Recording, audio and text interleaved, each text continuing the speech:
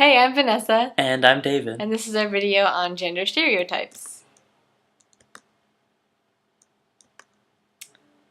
So for this video, we asked a series of questions to students to determine if they had any preset gender stereotypes. So we asked specific personality characteristics such as compassionate, competitive, things like that nature. We wanted to see if anybody would use pronouns to describe the people that they were describing with these certain characteristics. So we'll take a look at that and see what our results are later on. But for now, we want to talk about what gender stereotypes are. So a gender stereotype is a fixed idea about the way men and women behave. They can differ depending on your culture.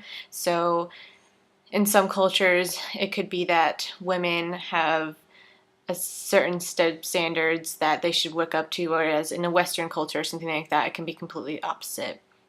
Some common stereotypes are that women talk more than men, boys are better at math and science than girls, and women are more sympathetic than men, etc. And there's also a phenomenon called the stereotype threat. So stereotype threat is where people who are aware of a particular stereotype will act in ways that make that stereotype self-fulfilling. So for example, when you remind a mixed-gendered group of children that girls are worse at math than boys, then you follow up with that with the math test. The girls will usually perform measurably worse on the test than the boys will. And this also can happen with race, with different ethnicities, with things like that, in regards to stereotypes as well. So it's not just gender stereotypes where this phenomenon occurs. So for now, this is our video. We have a couple clips of people that we interviewed answering our questions, so we'll let you take a look at that for a few minutes. Of a scientist, what's the first mental image that comes to mind?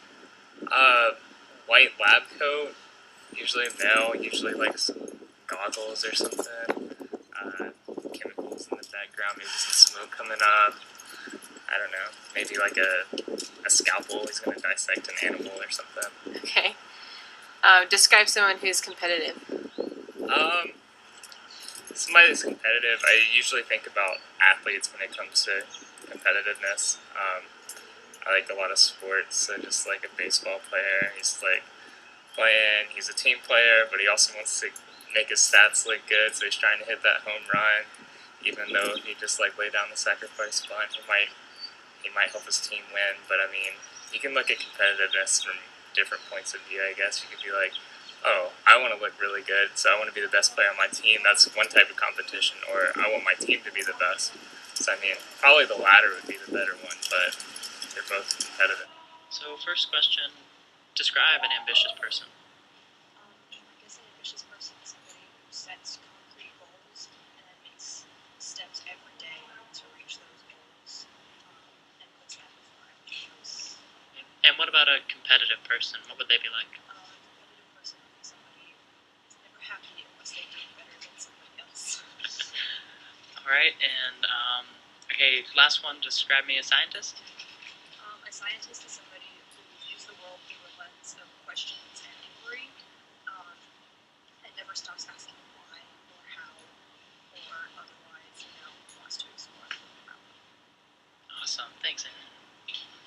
Hi, Justin. So how would you explain what a competitive person is like? Competition usually involves multiple people. So this person not only wants to achieve, but they want to achieve where other people don't, or they want to achieve greater than other people. That's Alright, so surprisingly, only 1 out of 3 people used at all any gender-specific pronouns, and in that case, it was only when he was talking about, he was taking a general sample. And in both cases of scientists and athletes, the majority of those groups are male, and only once he chose a specific idea did he start using the pronouns. However, that does in some way validate that theory of the subconscious gender stereotype. But in addition to these videos, we also made a poll that had the same questions. We got 7 people to fill this out, and out of the 7 people that typed and 1 that wrote, none of them actually rather used a gender-specific pronoun in describing any of the different character traits. So, if there are subconscious gender stereotypes, and the majority of those interviewed, they were either less pronounced than we were expected, or possibly our questions weren't quite subtle enough to bring that to the surface. So next time we're going to interview Dr. Bill Grove from the Electrical Engineering Department at State, and he'll talk to us about women in STEM fields. Until next time.